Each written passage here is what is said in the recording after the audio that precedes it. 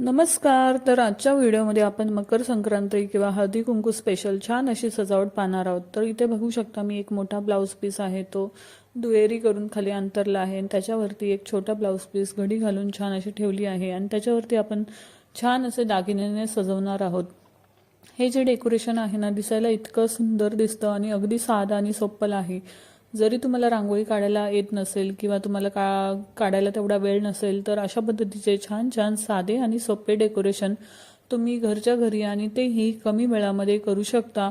अगदी सहज करता येतील असे हे डेकोरेशन आहेत आणि इतके साधे आणि सोपे आहेत. बघू शकता एक साईडला मी इथे हिरव्या पांगड्या ठेवल्या आहेत आणि ही आहे ना ती प्रिंट काढून घेतली होती मी. छान असे संक्रांतीचं डिझाईन केलेली आहे. गर्लची प्रिंट आहे, म्हणजे लेडी साडी वेअर करून छान अशी आणि इकडे जी ही प्रिंट आहे ती हळदी कुंकू लावतानाची प्रिंट आहे. ही जी मी आहे ना पेपर प्रिंट काढून घेतलेली आहे, ग्लॉसी प्रिंट जो आपण फोटो प्रिंटसाठी पेपर वापरतो त्याची प्रिंट काढून घेतलेली आहे. हे पतंग जे दिसत आहेत ना तुम्हाला, ते सुद्धा मी त्याचेच प्रिंट काढून घेतलेले आहेत किंवा तुम्ही कार्ड पेपरचे सुद्धा हे बनवू शकता. तर मी बघा इथे छान असं हे जी फिरकी वगैरे आहे ते सुद्धा सगळे आणि त्यांना सुद्धा मी छान असं कटआउट करून ठेवलेलं आहे. आता बघा इथे छान असं मी बांगड्या वगैरे ठेवून पतंग ठेवून छान अशी सुंदर अशी सजावट केलेली आहे. आणि इकडे खाली जे आहे ना कॉर्नरला बॉर्डरसाठी मी हे जी पानं आहेत ती जास्वंदीच्या फुलाची पानं आहेत. तर ही पानं जी आहेत ती मी मस्तपैकी तोडून आणली होती झाडाची आणि साईडने जे आहे ते पानं लावली आणि मग त्याच्यावरती जे आहे ते माझ्याकडे फुलं होती, ती फुलं छान अशी बॉर्डर मी दिली आहे. ह्याच्यामुळे काय होतं ना, इतकं सुंदर डेकोरेशन दिसतं. आणि पानावरती म्हटलं दुसरं काय करूया, तुम्ही हळदी कुंकाचे टिपके सुद्धा देऊ शकता किंवा मी म्हटलं चला गाजर जे आहे ते कटआउट करून त्याच्यावरती लावूयात, म्हणजे आपलं जे डेकोरेशन आहे ते जायला अजून सुंदर होईल आणि संक्रांतीसाठी ते छान सुंदर उठून दिसेल. तर अशा पद्धतीने जे आहे ते मी सगळं सजवून घेतलेलं आहे आणि फायनल लुक बघू शकता तुम्ही, इतकं सुंदर झालेलं आहे. छोटे छोटे मटके होते त्याच्यामध्ये संक्रांतीचं वाण, म्हणजेच असं जे आपले हरभऱ्याचे ढाळे वगैरे वाटाणे वगैरे ते जे आपण वाणामध्ये देतो ते सगळं जे आहे ते म्हणजे ओटीमध्ये देतो ते सगळं मी घेतलं होतं आणि ते मस्त मटक्यांमध्ये तिळगुळ वगैरे आहे ते सजवून ठेवलं होतं. तर बघू शकता इतकं सुंदर साधं आणि सिंपल आणि पण दिसायला किती सुंदर छान असं डेकोरेशन झालंय ना. तर अशा पद्धतीने तुम्हाला ज्या आयडियाज असतील तशा तुम्ही छान छान अशा पद्धतीचं डेकोरेशन करू शकता. आणि हे जे डेकोरेशन आहे ते अगदी झटपट 10 मिनटं पण लागत नाहीत. इतकं सुंदर डेकोरेशन तुमचं छान असं 10 मिनिटाच्या आत रेडी होणार आहे आणि दिसायला खरंच खूप सुंदर दिसणार आहे. आणि चार चौघी सुद्धा तुमचं छान असं कौतुक करतील घरी आल्यावरती. तर हळदी कुंकाला म्हणा, मकर संक्रांतीला म्हणा, सुंदर असं छान असं डेकोरेशन करा आणि घराला अजून सुंदर बनवण्यासाठी थोडंसं छान असा वेगळा लुक द्या. तर बघू शकता हे जे आहे ते आपलं पहिलं मकर संक्रांतीचं डिझाईन सुंदर असं रेडी झालेलं आहे. आणि इथे आपण बनवणार आहोत आता जो आहे ना मोर बनवणार आहोत. तर मी जो एक आपला पान होतं ते त्रिकोणी कापून घेतलं आणि वरचं थोडंसं असं फेस टाईपमध्ये थोडंसं मोराचा जसा फेस असतो त्या शेपमध्ये कट करून घेतला आहे. आणि हे जे गाजर आहेत ना मी छान असे त्रिकोणी कट करून घेतलेले आहेत, त्यामुळे गाजराचा जो असा डार्क कलर मधला कलर आहे ना तो त्याचा शेड जो आहे ना तो खरंच खूप सुंदर दिसतो आणि उठून दिसतो. 3 शेड जे आहेत त्याच्या तुऱ्यामध्ये दिसतात आणि तुऱ्याच्या वरच्या टोकाला मी पानांचे छोटे छोटे तुकडे कट करून ठेवलेले आहेत. आणि बघा त्याच्या खाली असे जास्वंदीची पानं मी छान असे आधी एका खाली एक लावल्यानंतर 3-3चे बंच करून असे 2 वेळा लावले आणि मग खाली अजून एक पान लावून घेतलेलं आहे आणि छान असं सुंदर असं मोराचं डिझाईन जे आहे ते बनवून घेतलेलं आहे.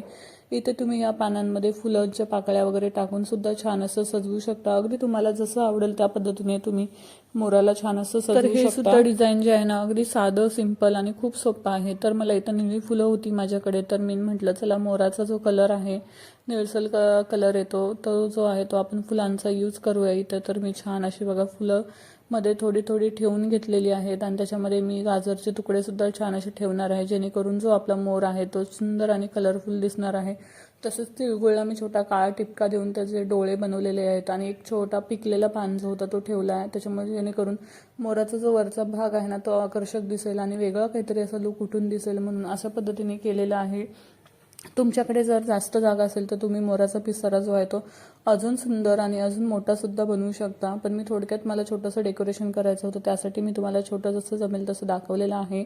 आणि ते बघा छोटे छोटे हे जे मटके आहेत त्याच्यामध्ये छान असं मी बघू शकता छान असे सगळे बोरं वगैरे म्हणा किंवा हरभऱ्याचे डाळ, गाजर छोटे कट करून छान असे ठेवलेले आहेत. अशा पद्धतीने म्हणजे जसे काय जणू काय ते खाली सांडतात अशा पद्धतीने छान असं सुंदर सजवून ठेवलेलं आहे. ह्याच्यामुळे ना आपलं डेकोरेशन खरंच खूप सुंदर दिसतं.